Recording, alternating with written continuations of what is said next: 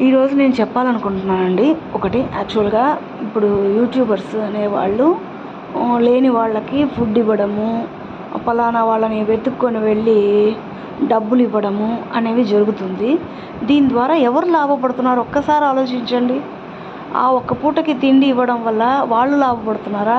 Views వచ్చి వీళ్ళు లాభపడుతున్నారా? నేను ఎవరిని కించపరచట్లేదండి. ఉండే వాస్తవం చెప్తున్నాను. ఒక్కసారి ఆలోచించండి. ఫుడ్ ఇస్తారు. ఫుడ్ ఒక పూటకి అయిపోతుంది. లేదా మనీ ఇస్తారు. మనీ అనేది ఎంతకాలం నిలుస్తుంది? అదే వాళ్ళకు ఒక జీవనోపాధి కల్పించి మీ వ్యూస్ని మీరు పెంచుకోండి, సబ్స్క్రైబర్స్ని పెంచుకోండి. అవునంటారా? కాదంటారా? దీనివల్ల ఇద్దరు లాభపడతారని చెప్పి నా ఉద్దేశం. ఎప్పుడూ కష్టం అనేది శ్రమ ఫలిస్తుంది. ఈ ఉచితంగా వచ్చేది ఎప్పుడు నిలవదని చెప్పి నేను చెప్పదలుచుకుంటున్నాను ఈ వీడియో ద్వారా. అలా లైఫ్ లాంగ్ వాళ్ళకి ఉపాధిని కల్పించడంలో మనకు వచ్చే ఆనందం ఇంకా వేరుగా ఉంటుంది. ఒకరితో పంచుకుంటే ఇంకా హ్యాపీనెస్ అనేది పెరుగుతుంది అని చెప్పాలనుకుంటున్నాను.